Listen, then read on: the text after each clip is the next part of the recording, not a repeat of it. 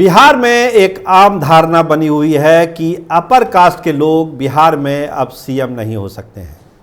तो ये परसेप्शन बना क्यों बनाया गया? क्या ये परसेप्शन अंतिम सत्य है?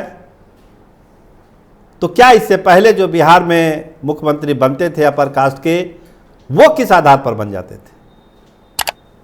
क्या जातीय समीकरण इतना बदल गया कि अपर कास्ट के लोगों के लिए कोई गुंजाइश बिहार के नंबर 1 की कुर्सी में नहीं है?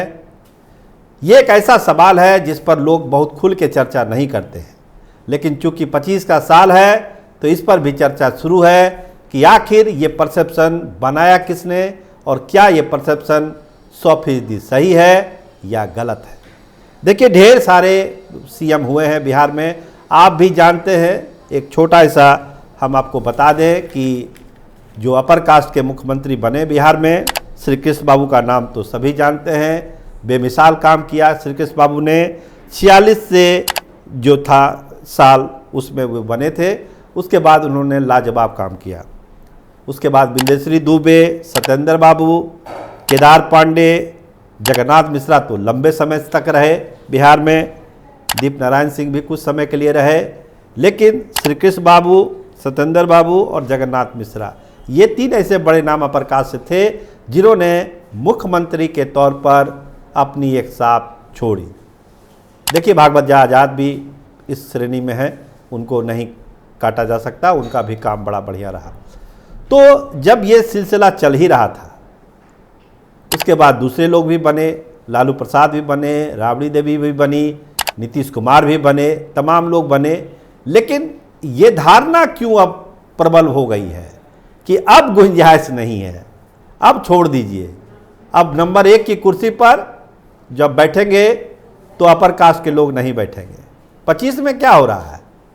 एक तरफ से नीतीश कुमार का नाम है सामने, दूसरे तरफ से तेजस्वी यादव का है। मतलब गुंजाइश अपर कास्ट के लिए नहीं है। जिसकी भी सरकार बनेगी उसमें अपर कास्ट मुख्यमंत्री नहीं होंगे, ये पहले से ही डिसाइड कर दिया गया है। तो क्या ये जो आधार है, ये जो परसेप्शन है, ये जातीय आधार पर है, सामाजिक ताने वाने के आधार पर है, या ये परसेप्शन को बना दिया गया? कहा जाता है कि जातीय जनगणना और जातीय आंकड़े क्या सियासत में रिजल्ट देते हैं? मंडल कमीशन को ही याद करिए। जब मंडल कमीशन आया था उसके बाद चुनाव हुआ देश में 1991 में, क्या हुआ? 57 सीटों पर विश्वनाथ सिंह सिमट गए। 191 सीट भाजपा की आ गई, जो कमंडल लेके निकली थी, रथ यात्रा निकला था, और कांग्रेस को तो 200 से ज़्यादा सीटें आ गई। 1.5 घंटे का भाषण दिया था राजीव गांधी ने मंडल आंदोलन के खिलाफ। तो इसको कैसे माना जाए कि वो चीज़ें जो है वो प्रभावित करती है वोट को, वोट बैंक को, सरकार बनाने को लेकर? अभी आप आंकड़ा ले लीजिए बिहार में चुनाव का, तमाम पार्टियां महागठबंधन की जातीय जनगणना की पैरवी कार्य कर रही थी कि जातीय जनगणना है, ये है, वो है, आरक्षण की सीमा को बढ़ाना चाहिए जातीय जनगणना के आधार पर, चाहे राष्ट्रीय जनता दल हो चाहे दूसरी पार्टियां हो। क्यों 8 सीट पर सिमट गई? क्यों एनडीए इतनी सीटें ले गई, चला गया 32 सीटें? तो आंकड़े अपनी जगह पर हैं, प्रभाव अपनी जगह पर है।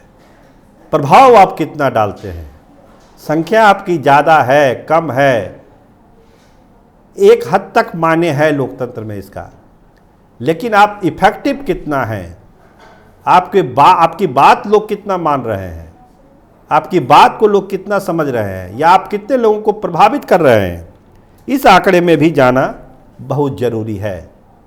देखिए, जो आंकड़े हैं जातीय जनगणना के, हालांकि अब राहुल गांधी ने भी इसको खारिज किया कि जो ब्राह्मण है, अगर अगड़ी में सबसे ज़्यादा ब्राह्मण है 3.65, राजपूतों की संख्या 3.45, भूमियारों की 2.86 और कास्ट 0.60 के आसपास। तो ये सरकारी आंकड़ा है, जातीय जनगणना का आंकड़ा है, लेकिन इसको कोई मानने के लिए तैयार नहीं है। लोग कह रहे हैं, जो अपर कास्ट के लोग हैं कहते हैं कि हम लोग 15 से 20% तक है। ये आंकड़े जो है ये सही नहीं है। खैर ये तो चेक करने वाली बात है, लेकिन जो भी आंकड़ा है, क्या ये आंकड़ा वोट बैंक को प्रभावित करता है, प्रभाव डालता है? आखिर होता क्या है?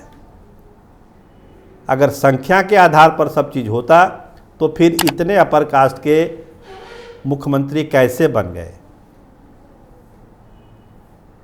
एक तर्क दिया जाता है कि उस समय उतनी जागरूकता नहीं थी, लालू प्रसाद आए तो एक सामाजिक न्याय का नारा चला, उनके जुबान आई उनके मुंह में, वो बोलने लगे, अपनी जिम्मेदारी समझने लगे, अपना हक समझने लगे, जागरूक हुए, बढ़ चढ़कर वो वोट करने लगे, तो फिर उनकी सरकार भी बनने लगी। लेकिन क्या बस यही एक कहानी है जिससे अपर कास्ट का मुख्यमंत्री नहीं होगा, ये खारिज हो जाता है? तो एक गंभीर सवाल है, सोचने वाला सवाल है कि ये परसेप्शन कितना सही है, कितना गलत है। इस पर विचार करने की ज़रूरत है। देखिए, नंबर 1 की कुर्सी तो उसके योग्यता के आधार पर, टैलेंट के आधार पर ही होनी चाहिए, क्योंकि पूरे राज्य का वो नेतृत्व करता है, 14 करोड़ जनता का वो नेतृत्व करने वाला है। तो स्वाभाविक है कहीं ना कहीं उसकी जात बिरादरी से ऊपर उसकी प्रतिभा, उसका जो गुण है, उसका जो विजन है, ये होना चाहिए। ये एक आदर्श स्थिति है, लेकिन उस आदर्श स्थिति को ज़मीन पर हम उतार लेंगे इतनी जल्दी, ये संभव दिखता नहीं है। प्रशांत किशोर जो बात बोलते हैं इतनी जल्दी ज़मीन पर उतर जाएगा, ऐसा लगता नहीं है। समय लगेगा, समय ज़रूर लगेगा, लेकिन इस पर एक बहस ज़रूर होनी चाहिए बुद्धिजीवियों के बीच में कि क्या जो ये परसेप्शन बन गया है कि नहीं नहीं नहीं, अपर कास्ट नंबर 1 की कुर्सी पर नहीं, इस परसेप्शन को क्या तोड़ा जा सकता है? इस पर एक सही बहस हो सकती है, बातचीत हो सकती है, और बातचीत के बाद क्या कोई रास्ता निकल सकता है? इस पर विचार करना चाहिए, विचार होना चाहिए। क्योंकि बिहार से बहुत सारे थाउट गए हैं दुनिया भर में, देश भर में, तो इस पर एक बहस बिहार में भी हो कि आखिर इस तरह के परसेप्शन क्यों बनाए जाते हैं, क्यों बन गए, क्या ये परसेप्शन ही अंतिम सत्य है? इस पर एक मुहर लगानी है, तो एक बड़ी बहस इस पर ज़रूरी है। आप देखते रहिए कैपिटल टीवी बिहार। आपका बहुत धन्यवाद, आपका बहुत बहुत शुक्रिया।